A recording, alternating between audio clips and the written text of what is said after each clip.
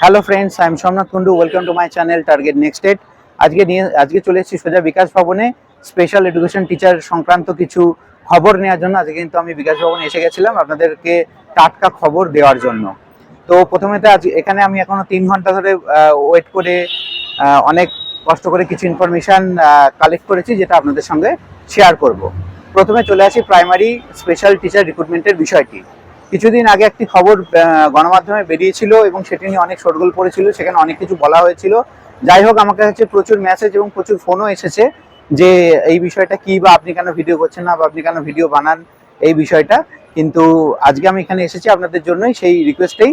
তো আমি এখানে গিয়ে আজকে প্রাথমিক দপ্তরে, যেটা সর্বোচ্চ আধিকারিক যার কাছ থেকে নিউজগুলো আমরা পাই, তেনার কাছে গিয়ে যে খবরটা আজকে পেলাম যে এখনো পর্যন্ত কিন্তু ক্যাবিনেট থেকে বিষয়টি কিন্তু এখনো আসেনি এখানে।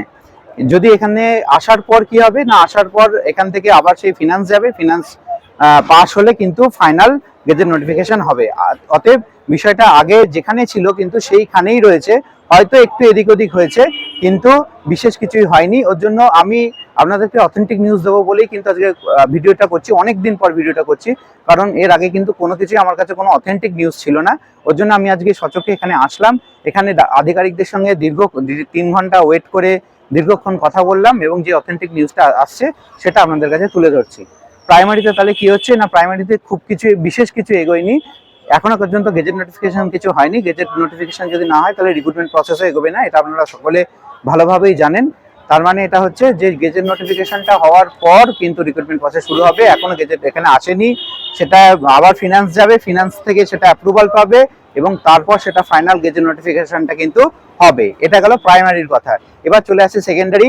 সেকেন্ডারিতে আধিকারিক যেহেতু চেঞ্জ হয়েছেন, সেহেতু আমি আজকে আপার প্রাইমারি কিন্তু সেইভাবে বা সেকেন্ডারি কিন্তু সেইভাবে কোনো ইনফরমেশন আজকে সেইভাবে কালেক্ট করতে পারিনি। কিছু ক্লার্ক যেটুকু বলেছেন যে এখনো পর্যন্ত কিন্তু সেইভাবে এটাও কিন্তু কিছু হয়নি।